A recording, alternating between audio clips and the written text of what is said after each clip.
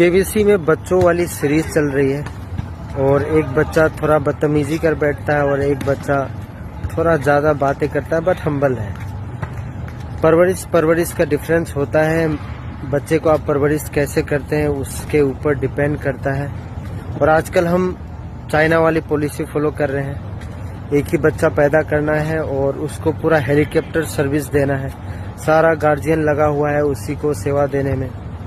अगर वो गलत भी कुछ करता है तो उसको बचाने के लिए कोई ना कोई आ ही जाता है। तो ये सब चक्कर में बच्चे कुछ ना कुछ गलत चीज़ सीख जाते हैं। बट मेरे हिसाब से सबसे इम्पोर्टेंट चीज़ और सबसे बेसिक चीज़ जो बचपन से ही स्टार्ट कर देना चाहिए बच्चों को सिखाना, वो है रिएक्ट करना।